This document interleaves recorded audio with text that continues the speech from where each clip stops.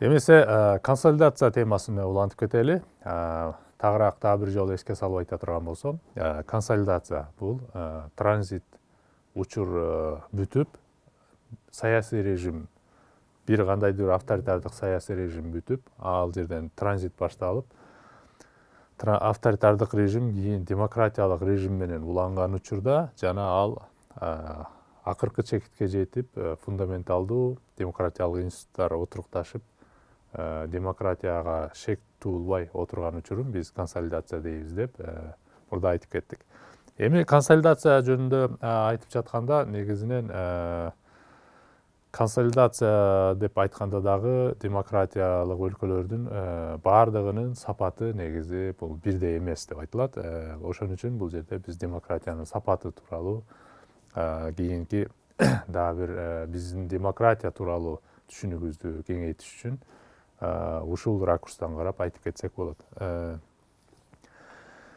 Консолидациянын өзүнүн дагы бир проблемалары бар дейт. Бул деген нерсе ошо демократиянын сапатына келип токтоло турган маселе. Бул ошо демократиянын сапаты жана ал жердеги саясий аккаунтабилитинин бары же жоктугу, же болбосо ал алсызыраак аккаунтабилити болушу мүмкүн да.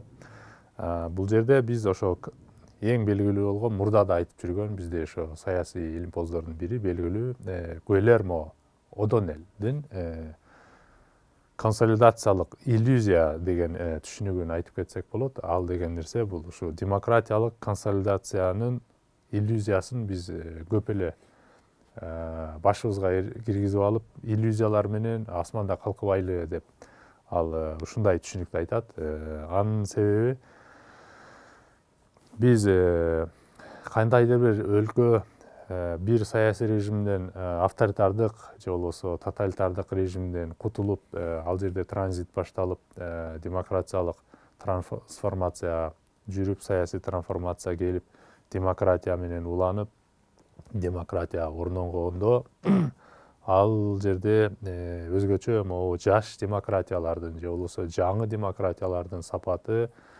алда канча эбак эле отурукташып калган, айталы биринчи, экинчи демократизациянын биринчи, экинчи толкунундан пайда болгон демократиялардан алда канча айырмасы бар дейт. Тагыраак айта турган болсок, Америка, Канада, Жапан, ошол эле Европадагы, Германиядагы, Ингланддагы, Италиядагы, Даниядагы демократиянын сапаты менен биз ошондон кийин пайда болгон, мисалы Латын Америкасындагы же могу Чыгыш Европада пайда болгон же посткоммунисттик өлкөлөрдө дагы аракет болуп аткан демократияга болгон умтулуулардын сапаты дайыма эле бирдей эмес деп айтат. Ал жерде бул ушу демократиянын сапаты менен саясий аккаунтабилитиде бир топ айырма келет деп айтат. Өзгөчө бул жерге келгенде моундай түшүнүктү биз эске алышыбыз керек болот. Мурда биз айтып жүргөндөй, демократиянын минималисттик аныктамасы менен карай турган болсок, бул жерде негизи эки критерий менен карачу элек.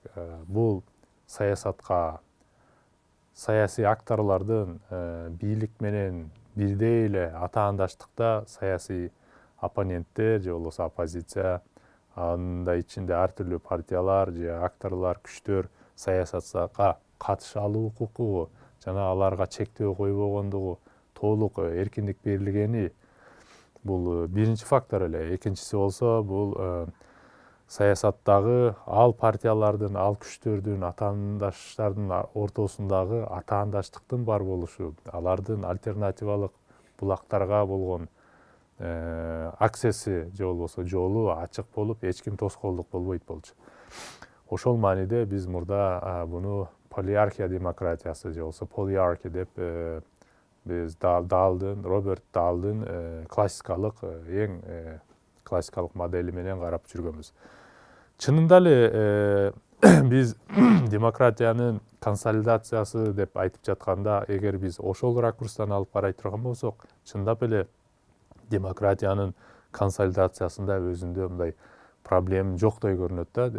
Демократия орноп, ошол демократиянын эң минималдык процедуралык процесстери институтташып, тагыраак айтканда саясий шайлоо, демократиялык шайлоолор дайыма өткөрүлүп, ал аркылуу маалы менен мезгили менен бийлик алмашып, биз саясий конкуренцияны, саясий катышуучулукту толугу менен көргө бергенибиз менен бул эле жетишсиз эмес деп айтылат. Өзгөчө бул жаңы жаш пайда болуп же эми отурукташкан демократиясы консолидация болгон мамлекеттердин арасында бир топ бир аз проблема бар дейт. Эгер биз ошол Роберт Дальдын полиархиясынын алкагында гана карай турган болсок, булар бардыгы окшош, арине проблема болбойт дейт. Бирок биз бул жерге келгенде андан дагы бир чоң башкача проблемаларды көрөбүз дейт. Бул жерде биз өзгөчө Левицкий менен Коллердин биргеликте бул ишке кошумча дагы бир ойду айтып кетишет. Бул консолидация иллюзиясына толуктоо ишин жүргүзүп кетишкен. Алар болсо айтат, биз демократиялык өлкө менен, бул democratic state менен, democratic regime, бул демократиялык режимдин ортосун бөлүп карашыбыз керек экен дейт. Анткени биз айтып жүргөн демократизациянын биринчи, экинчи толкундары бул демократиялык стейт, бул мындайча айтканда демократиялык улус, демократиялык мамлекет, бул демократиялык өлкө деп айтсак, ал эми жаңы жана жаш демократияларды биз азырынча демократиялык режим гана деп турсак болот. Ал толугу менен бүт өлкөнүн ичинде демократиялык институттар толугу менен институтташып, ал толугу менен функциясын аткара элек. Ошон үчүн биз буну азыр режимге гана карап айтсак болот деп айтат да. Ошол мааниде алганда бул дагы абдан бизге жаңы ойду, жаңы түшүнүктү, бул консолидацияны мындай примитивдүү гана жөн эле отурукташат экен деп, шайлоо менен же болбосо ага шайлоого катышуу же конкуренциянын бар болушу менен гана чектеп койсок, консолидациянын да маселесин биз көрсөк болот. Андан консолидациянын маселеси бул эмне дегенде, келип эле ошо демократиянын сапаты менен аны дагы саясий accountability'нин маселеси туулуп чыгат экен да. Ошол учурда биз дагы бир илимпоз Шмидтердин дагы бир кошумча бул ойго айтып кеткен ою бар. Бул эмне дегенде, Шмидттер да айтат, бул жерде бул partial regime дейт. Же болбосо буну чечмелей кете турган болсок, биз айттык, шайлоодо дедик, минималисттик процедуралык демократия болуп каралат да, негизи шайлоо деген. Шайлоо менен эле демократия чектелбей, биз өлкөнүн ичиндеги саясий акторлордун бардыгы, ошол учурда айталы бир партияларды, ал жердеги мамлекеттик бюрократияны айталы, ошол учурда башка дагы атуулдук коом деген түшүнүк бар. Ошол институттар дагы башка саясий кызыкчылыктарды же болбосо бир кызыкчылык топторду чагылдырган дагы бир башка топтор же жамааттар боло турган болсо, булардын баарынын өз ара мамилеси, өз ара алакалары негизи институтташып, анан ошолор эч кандай бири-бирине коркунуч, бири-бири тууралуу жаман ойлогон болсо да, жакшы ойлогон болсо дагы, бирок алардын жүрүм-туруму кааласа каалабаса дагы демократиялык нукка түшүп, мыйзамдын чегинде гана жүрүп, ал жерде ошол дагы өтө маанилүү болгон ошо сот системасы же болбосо мыйзамдын үстөмдүгү орноп, ошонун чегинен чыкпай жүргөн учурда гана негизи биз толук кандуу демократия деп айтабыз дейт. Ошол учурдагы демократия жалпы системаны ишке киргизе турган, анын ар бир мындай бөлүкчөлөрү, тетикчелери деп карай турган болсок, partial деген ошол партия өзүнчө бир бөлүм катары, бюрократия өзүнчө бир бөлүм катары, ал жердеги сот системасы, соттор өзүнчө бир бөлүк катары, атуулдук коом өзүнчө бир катары болуп карашыбыз керек. Бул өтө маанилүү дейт. Себеби биз буларды жалпы жөнүндө эле макро деңгээлде карап койбой, аларды да өзүнчө карап, анан алардын өз ара бири бири менен болгон мамилеси интерактивдүү карашыбыз керек. Ошон үчүн бул жерге бизге partial regime деген маанилүү дейт. Себеби дегенде биз мурда дагы карап кеттик эле, негизи диний партиялар же болбосо диний уюмдар, же этникалык топтор, же башка расалар болсо, ар кимиси өзүнчө бир актор, бир топ болуп карай турган болсо, алар эгер өздөрүнүн кылык жоруктарын контролдоп, өз алынча институтташып, организациялашып, жүрүм-турумга жете турган болсо, бул маанилүү деген сыяктуу. Бул жерде дагы ар бир түшүнүк, ар бир субъект саясатка катышып жүргөн. Өз алдынча өзүн өзү контролдоп, өз алдынча мыйзам жана эреженин чегинде кыймылга үйрөнгөнү бул өтө маанилүү дейт да. Ошол мааниде алып караганда кайра эле кайтып келели, Левицкий менен Коллер айтат. Негизи консолидация неге проблема болот дегенде, биз арине минималисттик аныктамадагы демократия менен караганда консолидация болушу мүмкүн дейт.